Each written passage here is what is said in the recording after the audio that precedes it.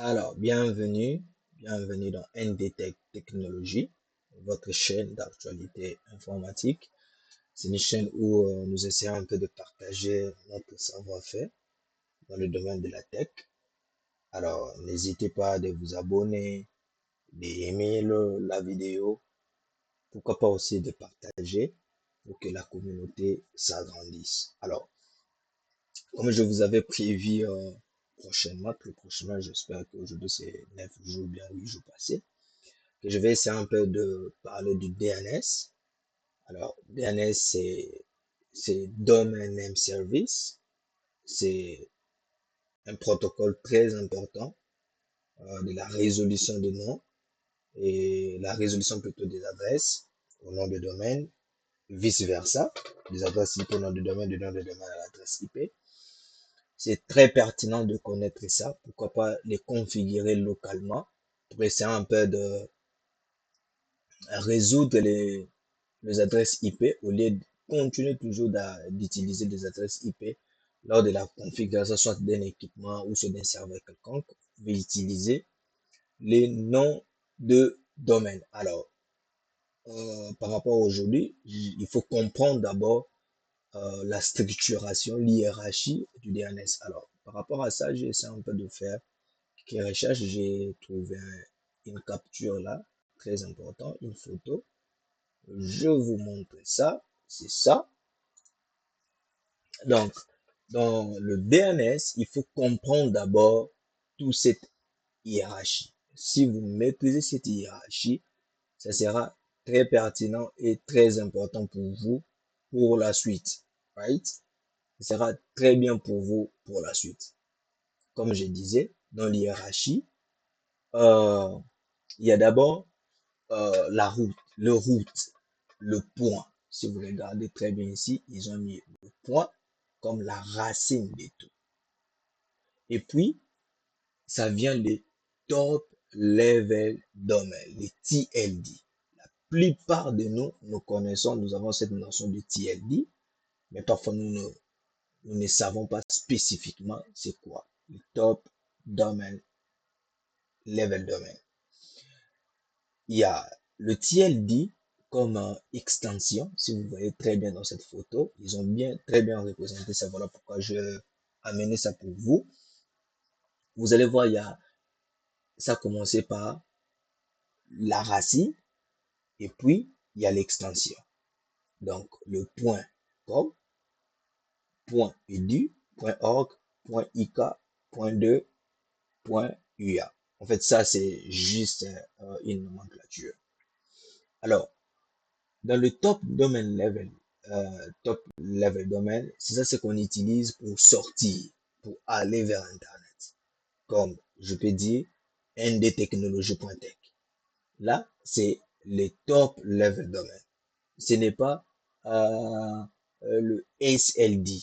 Non, ce n'est pas ça. Le second level domain. Non, ce n'est pas ça. Le TLD, c'est ça ce qui nous permet de sortir, qu'on soit visible à l'Internet. La plupart, ils utilisent le TLD. Alors, il y a le point .com, le point .edic, il y a le point .net, euh, il y a le point .org pour l'organisation, le point .uk. J'espère très bien ça, c'est pour le pays. Donc, c'est un peu ça. Et puis, après les TLD, il y a les SLD. Microsoft, ici, ils ont énuméré Microsoft, Google, Wikipédia, Koba. Si je pourrais vous expliquer en quelque sorte, quand, euh, quand on fait, ok, quand on fait www.nd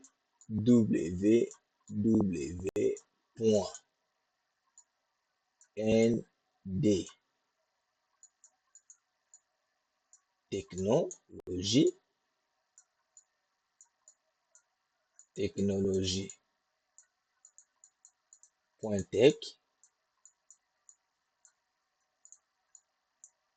Ici, je suis dans TLD.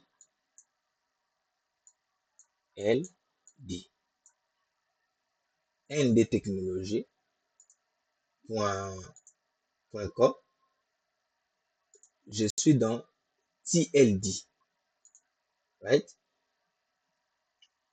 Alors, quand j'ajoute technologie, je suis dans second, ici. Ça, c'est second. Donc, SLD. Quand j'ajoute www, je suis dans third, ici. Donc, le subnommé. Il faut bien comprendre ça. Ça, c'est la base de tout. Donc, je suis d'abord, je appartenance en réalité ici, c'est point parce que je dois la racine. Ici, je suis dans TLD. J'ajoute ND technologie qui sera mon nom de domaine pour que je puisse voir à l'extérieur. J'ai ajouté le second level domaine, c'est le nom de mon entreprise. Quand j'ajoute le www, c'est le third comme le subdomaine. Et puis à la fin, c'est le name of a computer. Donc c'est très pertinent. Si vous comprenez déjà cette hiérarchie, c'est la base de toute chose. Alors, je peux vous montrer un lien que je trouvais aussi très pertinent, même si c'est en anglais. Je, on va essayer un peu de lire ça pour vous. Écoutez, écoutez, il dit Water, Burford and the fifth. Donc, c'est le troisième, quatrième et le cinquième. Ils sont partis un peu très loin. Ils ont dit le troisième. Écoutez ce qu'il dit. The third level domain is the part of the domain name that comes before to the second level domain. Donc, ici, ils ont utilisé ça, c'est le TLD, comme je vous expliquais. Et puis ça, c'est le second. Le third, c'est sub. Comme exemple ici, comme exemple, euh, on peut assigner par rapport à ça, à supposer pour le site web, on peut utiliser blog.exemple.com ou shop.exemple.com. Donc, quand vous voyez comme ça dans un site web, il faut savoir directement que ils sont en train d'utiliser le third level domain. Ils n'utilisent pas le second, le TLD. Ils n'utilisent pas le top domain level. Ils n'utilisent pas ça. Donc, il faut que ce soit dans nos têtes. Si, attends un peu, dire euh, SLD Wikipédia. Wikipédia.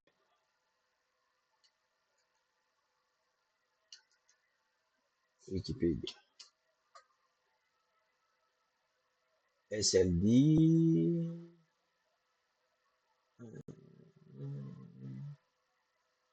Attends.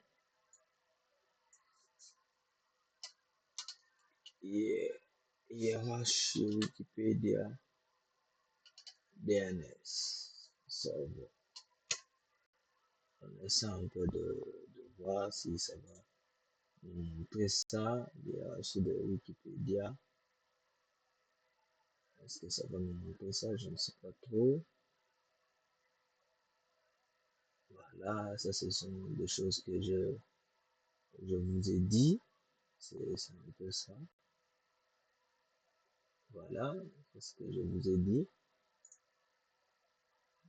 J'ai cherché pour Wikipédia. Apparemment, ça ne montre pas ça. Ok, rien n'empêche, ça ne me dérange pas.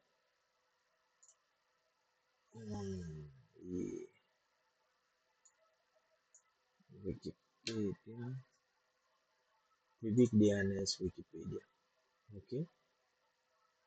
PB requisitive name.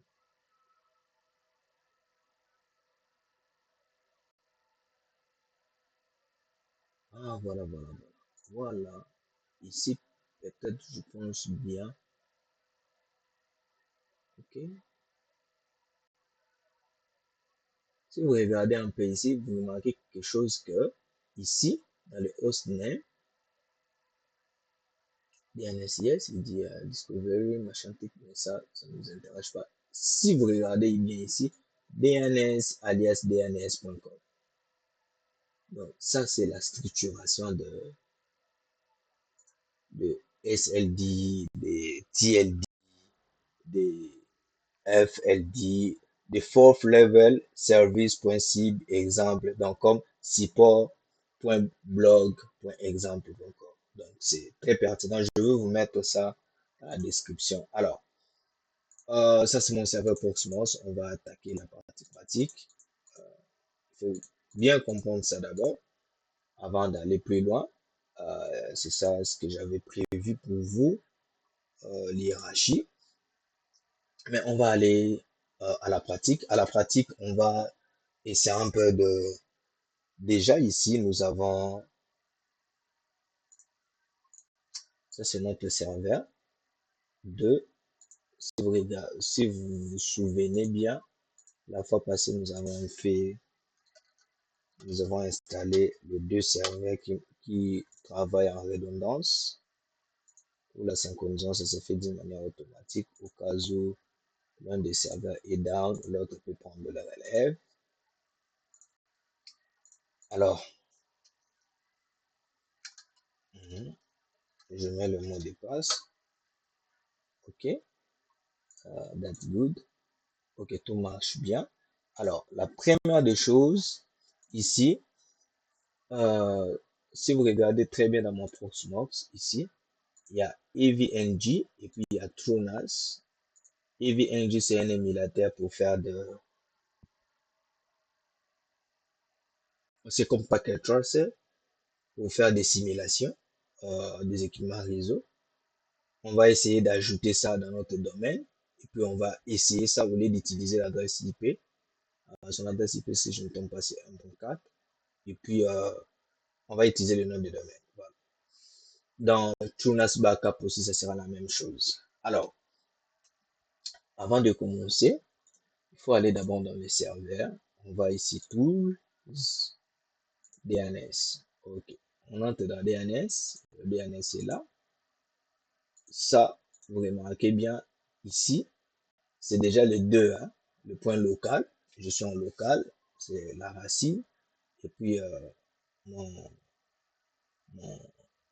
comme je disais ici, mon SLD, c'est ND Technologies. Voilà. Alors, la première des choses ici, je vais essayer d'abord d'ajouter les équipements. Des équipements.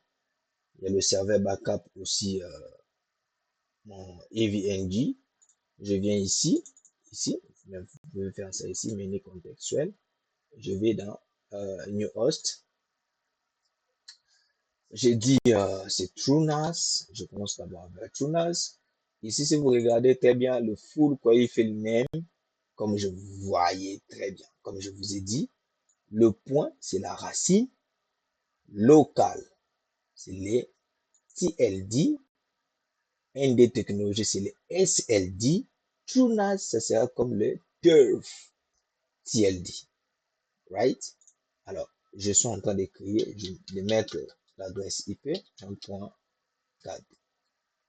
OK? J'écris associé avec un point PTR pour le record, pour faire le record. Authentification user update. Voilà. C'est pas un problème. Je clique dans add host. OK? Donc, host est là, est déjà ajouté. Vous voyez? C'est déjà bon, c'est déjà ajouté. Je vais ajouter le deuxième. Vous pouvez ajouter aussi, si vous avez Forti, Analyzer, FortiGate, Forti Manager, vous pouvez ajouter ça comme ça, en interne, au lieu d'aller toujours dans le navigateur avec l'adresse IP. Vous pouvez commencer à aller avec la OK, EV-NG. Je mets son adresse IP 1.3. Attends un peu.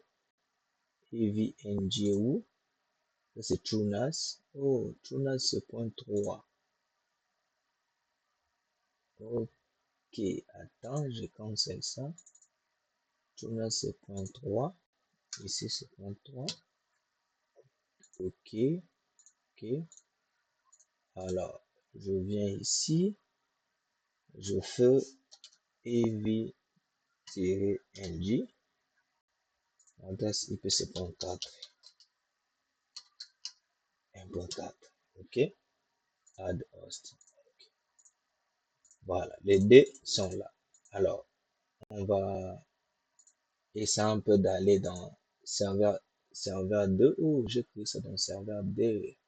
Ok, ça ne me dérange pas. La synchronisation, ça se fera automatique. Je viens ici dans serveur 1.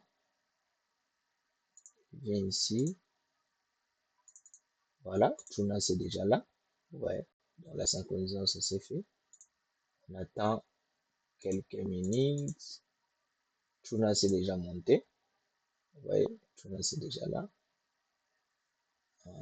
Non, non, Tuna c'est point 4.3. Je ne sais pas. On va faire ça. On attend un peu. Voilà, Tuna c'est là déjà. Tuna c'est là avec point 3. Ok. C'est aussi ici. Ok. Ça reste EVNG. Donc, la synchronisation va se faire aussi.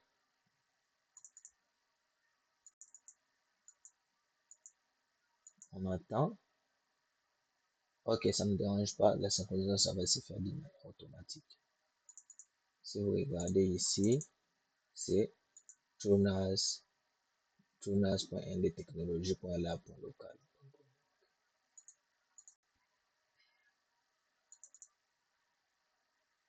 Ok. Alors, c'est ça. C'est bon. Alors, on va passer maintenant au test. Alors, avant de passer au test, je peux créer aussi une zone de recherche. Ok. Je crée une zone de recherche. Je crée ça dans le serveur 1. Ok. Je viens ici, New Zone.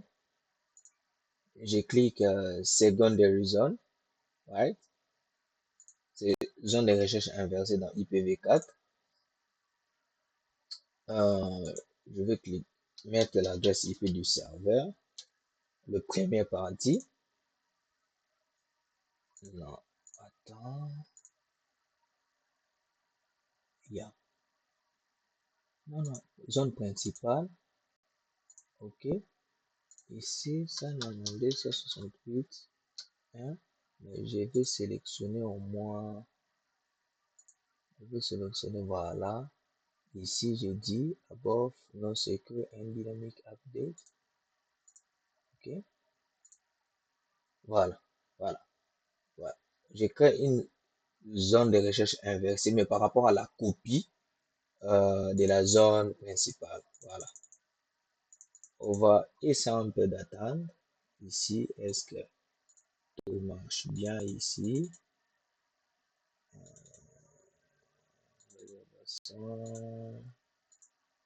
Ok.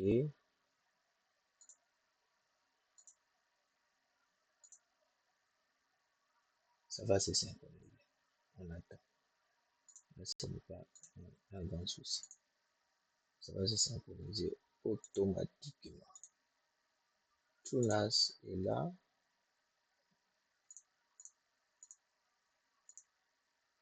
Voilà, vous voyez, comme je vous avais dit, EV aussi s'est ajouté. EVNG s'est ajouté. J'avais créé ça dans le serveur 1. Donc, vous avez ici, vous voyez le copie conforme, réellement le copie conforme du serveur 1 et 2. Voilà. Alors, on passe au test. Je vais aller dans mon éditeur. Oui, mon éditeur. Ça y est là. OK. Alors, ici, c'est déjà entré dans les domaines. Mon tournage, j'espère bien. Ici, j'ai fait tunas tunas.ndtechnologie.local. Voilà, ça marche bien. Je fais routes. Ok, mon serveur de backup, ça marche bien avec le nom de domaine. Alors, je ne pourrais plus utiliser l'adresse IP, je peux qu'utiliser le nom de domaine. Attends, j'essaie un peu de checker. Je vais dans Shell, j'ajoute ça, je fais NSLOOKUP. Je ne sais pas si ça va me faire sortir la résolution DNS, si ça va bien marcher. Point 1, confirm, next domain.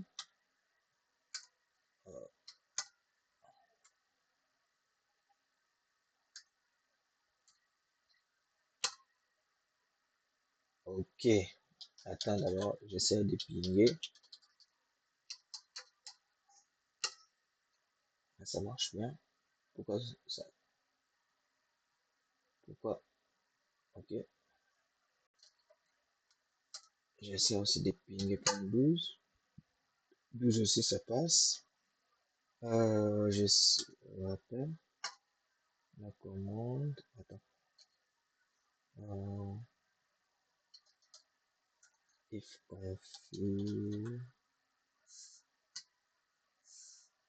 DNS flash. Je ne sais pas si cette commande ça va marcher à Linux. Oh, if config interface DNS flash DNS does not exist. Ah, voilà. Clear. Ok. Je veux essayer ça avec. J'essaie aussi AVNG. Right?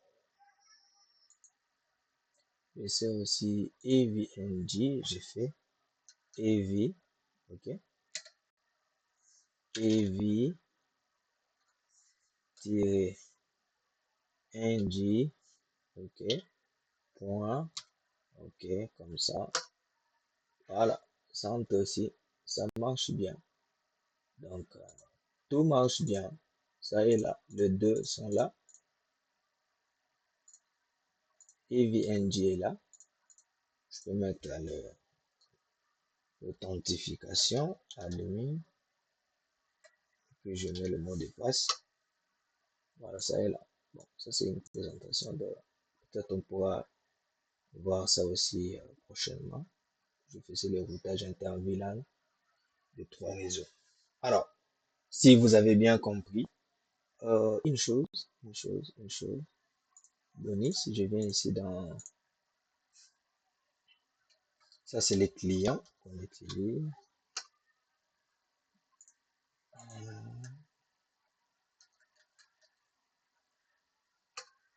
Ok, ça c'est les clients. J'essaie un peu de faire NSLOOKUP. Je vais tester si la, la zone de recherche inversée marche. Non, ça ne marche pas. Ça ne marche pas encore. Ok, je vais un peu dans le serveur en question. Ça. Bon, je fais CMD. J'ai fait NS lookup.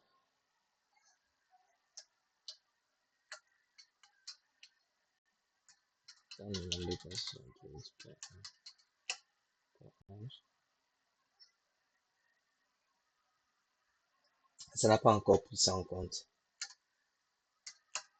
Il faut attendre un peu quelques temps. Je peux très bien que ça pourra prendre ça en compte. Ok, j'espère bien. Alors, on va essayer un peu. Ok, ok. Voilà, on va essayer un peu de démarrer, de redémarrer ça. Si ça pourra prendre ça en compte.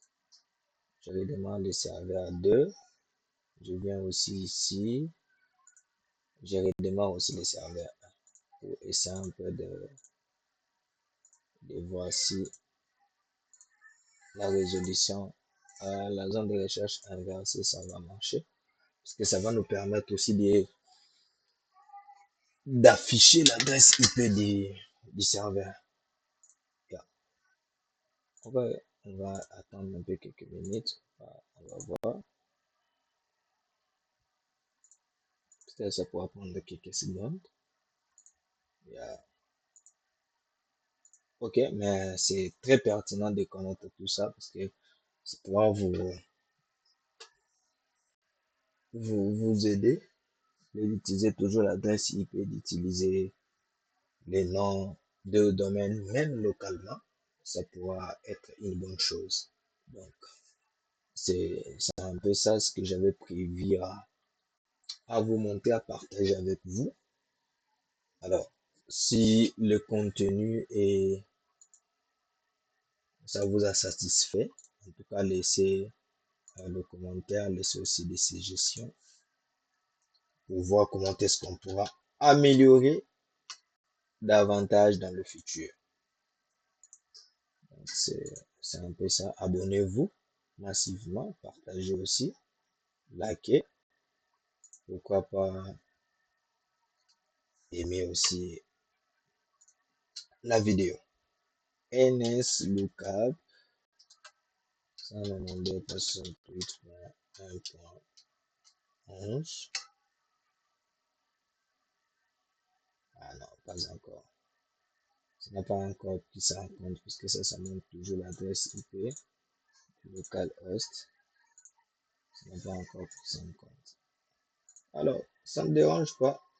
Peut-être la synchronisation se pourra faire quelques minutes ou bien quelques secondes avant de prendre ça en compte. Mais au moins, si